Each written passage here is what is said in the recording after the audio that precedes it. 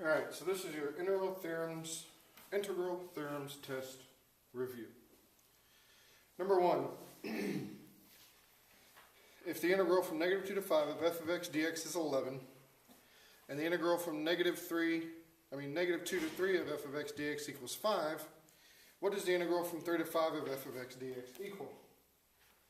Well, if you remember from your theorems, negative 2 to 5 is the whole thing. Well, negative 2 to 3 is 5, so this plus this, because this is 3 to 5 and negative 2 to 3, so between the two of them they cover the whole interval. So this plus this has to equal 11.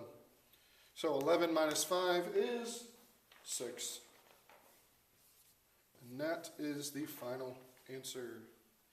Alright, because this minus this, the whole thing minus this section gives you this part. Alright? Number 2.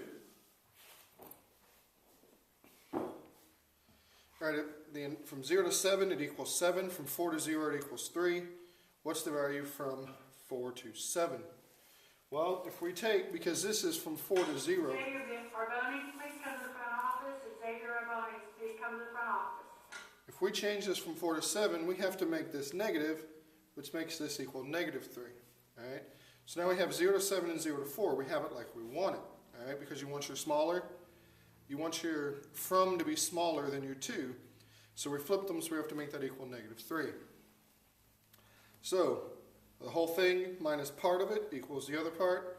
So 7 minus negative 3 is basically 7 plus 3. So the answer here is 10. Alright? The answer here is 10. Number 3. Again, if you look, we need to switch these two. So instead of from 6 to 3, make it from 3 to 6. We're going to have to make it negative, so that equals negative 4. This is from 12 to 6. Flip it over to make it from 6 to 12. We're going to have to make that negative. So 3 to 6, 6 to 12, 3 to 12. So it's just this plus this. So negative 4 plus negative 11. Negative 4 minus 11. Or negative 15. Alright? That's your final answer for number 3. Let's look at number 4. Alright, with number 4, what we really need to do is, we can split this up a little bit. Remember, the 7 you can pull out front of f of x dx plus the integral from 2 to 8 of 4 dx. Alright? We know that f of x dx from 2 to 8 is 11. So this is going to be 7 times 11 plus take the integral of that, which is 4x, and integrate it from 2 to 8. So this is going to equal 77 plus 8 times 4 is 32 minus 2 times 4 is 8. So it's going to be 77 plus 24, which equals 101. Alright, so for this one it'd be easiest if you split it up, because we don't know what the 4 dx equals basically, so we need to split it up. F of x dx from 2 to 8 is 11, 11 times 7, so 7 times 11 here, that's 77. And then 2 to 8 of 4 dx, we don't have anything that tells us what that's equal, so we have to figure it out. Take the NA derivative, 4x, evaluate from 2 to 8, 32 minus 8 is 24, 77 plus 24, 101.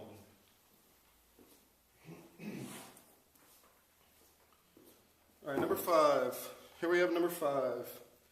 So this is just, it says find the average value of the function on the interval from 0 to 2.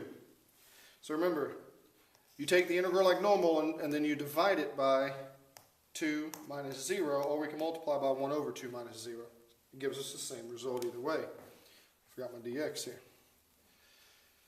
Take the integral, 2x cubed over 3 plus 3, x from 0 to 2. When you plug into 0, it's kind of useless. And remember, this is divided by 2. So you plug this in, you get 2 cubed is 8 times 2 is 16 thirds plus 2 times 3 is 6. But now we need to make it a common denominator so we can add it here. Common denominator will be 3, which means the 6 becomes 18. And then 16 plus 18 is 34 over 3. And don't forget, we need to do all this is divided by 2, and so is this. So we have 34 over 3 times, remember you can flip this out and make this 1/2 times 1/2, that's a 1. This cancels down to a 17. So the answer is 17/3. Alright?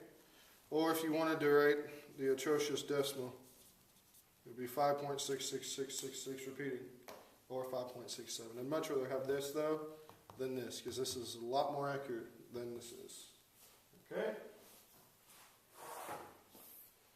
Number 6, another average value, so we're going to do it the same way. Take the antiderivative, evaluate it, and divide it by pi over 2 minus pi over 4. Take the integral. The derivative of sine is negative cosine. X evaluated from pi over 4 to pi over 2. Alright, so plug in pi over 2. The cosine of pi over 2, remember that's 90 degrees. The cosine of 90 is 0. Minus, put in pi over 4, you get square root of 2 over 2. But keep in mind, it's times this negative, so we're going to have negative square root of 2 over 2, so that's going to get plussed. So this right here equals square root of 2 over 2, but we now have to divide that by pi over 2 minus pi over 4. Well, when you subtract that, you get pi over 4. Flip this out. 4 over pi, 1, 2, 2 square root of 2 over pi. Alright, so that's number 6. 2 times the square root of 2 over pi. Alright, number 7. Now I know there were some questions about this, but first we got to take the antiderivative, evaluate it from 1 to 5, and then divide it by 4, because that's 1 over 5 minus 1. Alright, so integrate. You have 4x plus 6 times 1/2. 3/2. And remember, this is going to be 3 and 2. But now, because when you take the derivative of this, you'd have to take the derivative of the inside as well. So we have to do that here too. So the derivative of 4x plus 6 is 4. So we need to multiply this by 1 over 4. Alright? That goes to a 2, that goes to a 1. So our derivative is 4x plus 6 to 3/2 over 6. Right? Because remember, you got to divide by 1 over the derivative of this as well. Okay? And of course, evaluate from 1 to 5. And then we're going to divide it by 4, because that's 5 minus 1. You plug in the 5.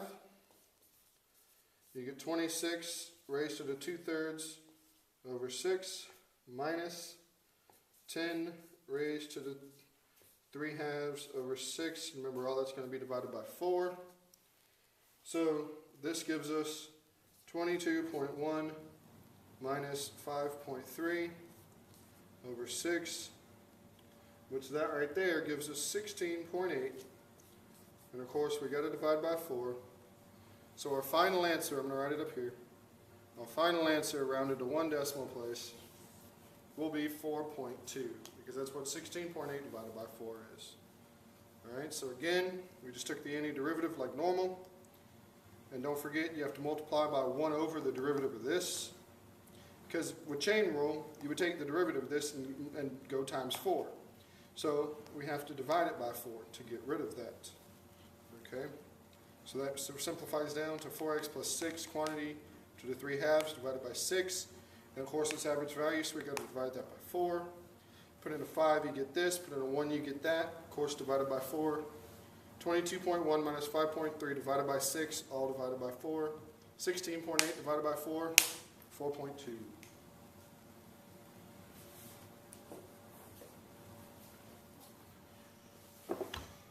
Number 8. Number 8, we want to find the derivative of the antiderivative evaluated from 3 to x. Well, if you remember this one, you just simply, well, there's no place to put an x over there. You just simply plop in your x. So it's going to be 2t, it's going to be 2x squared plus 5 squared. You could leave it like that, or you could FOIL it out and and get 4x to the fourth plus 20x squared plus 25. I would take either answer. I take either answer as correct. But that's all you do, because remember, you have a number to a variable. Variable's on top. You just simply drop it into your variable down here. So 2t squared plus 5 quantity squared becomes 2x squared plus 5 quantity squared, which again, you could leave it like that, or you could FOIL it out and give me that. Either way, they're correct.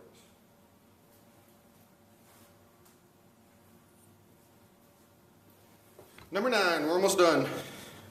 Again, it's the derivative of the antiderivative. Since this is a number and this is the variable, plop this down inside. So we get t cubed.